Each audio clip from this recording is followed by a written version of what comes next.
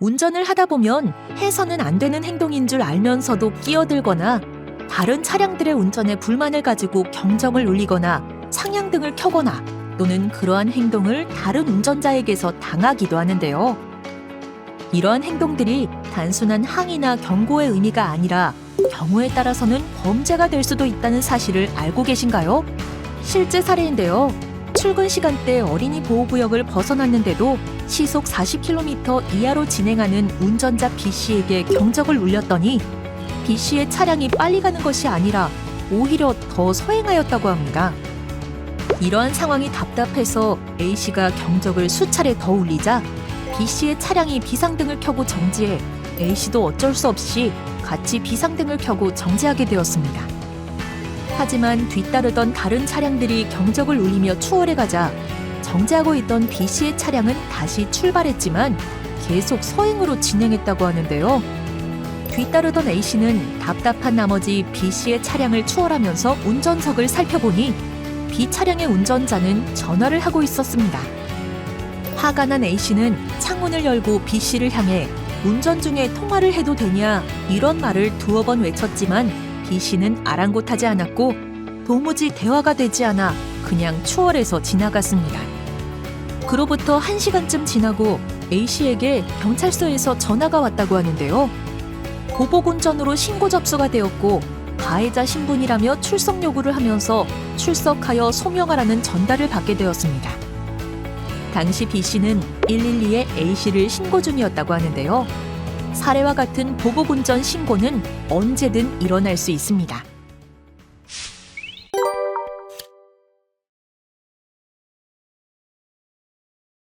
보복운전, 난폭운전이란 무엇을 말하는 것일까요?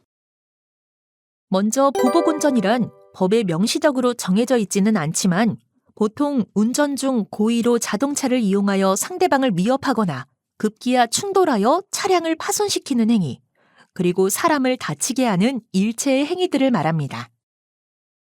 이러한 보복운전의 대표적 유형으로는 양보를 해주지 않거나 교통법규 위반 등의 불만을 가지고 고성과 욕설을 하거나 차량을 중앙분리대나 도로 가로 밀어내는 등의 행동으로 위협하거나 사고를 유발하는 경우, 뒤에서 경적을 울리는 것 등의 불만을 가지고 상대 차량 앞에서 급제동을 반복하면서 자신의 차량을 추월해서 지나가려는 운전자를 추월하지 못하게 하면서 지속적으로 위험 및 사고 유발하는 경우 등이 있을 수 있습니다.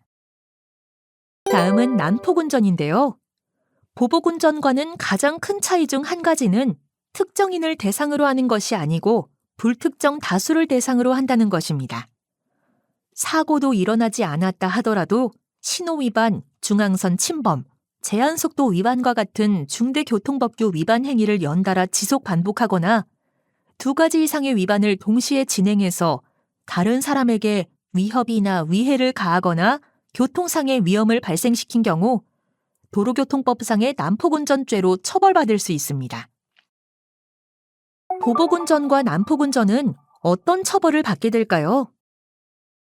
먼저 보복운전은 행위로 인해 피해자에게 공포심을 느끼게 했다면 형법의 특수협박, 피해자의 차량을 파손시켰다면 특수손괴죄, 피해자에게 유형력을 행사한 것이라면 특수폭행, 피해자를 다치게 했다면 특수상해로 처벌을 받을 수 있습니다. 형법 제284조 특수협박의 경우 7년 이하의 징역형 또는 1천만 원 이하의 벌금형에 처할 수 있으며 형법 제366조 재물손괴 등의 경우 5년 이하의 징역 또는 1천만 원 이하의 벌금형을 받을 수 있습니다.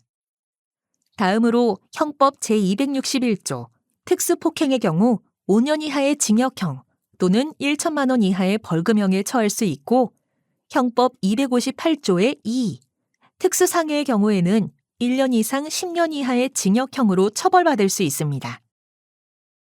앞서 살펴보았듯이 특정인을 대상으로 하는 것이 아니고 사고도 일어나지 않았다 하더라도 신호위반, 중앙선 침범, 제한속도 위반과 같은 중대교통법규 위반 행위를 연달아 지속 반복하거나 2가지 이상 위반을 동시에 해서 다른 사람에게 위협이나 위해를 가하거나 교통상의 위험을 발생시킨 경우 도로교통법상의 난폭운전죄로 처벌받을 수 있는데요.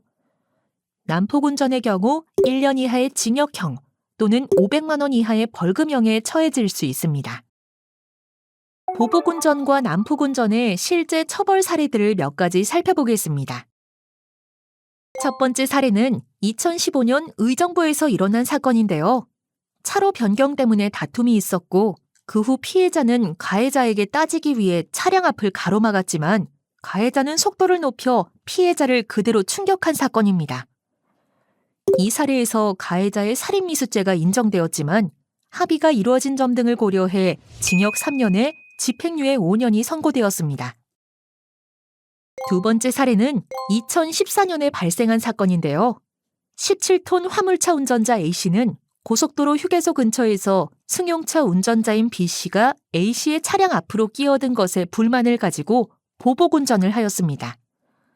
A씨가 몰던 17톤 화물차를 급정거를 하면서 뒤따르던 승용차, 화물차 등이 연이어 추돌하였고 처음 끼어든 B 차량 운전자는 중간에 끼어서 결국 사망하게 되었습니다.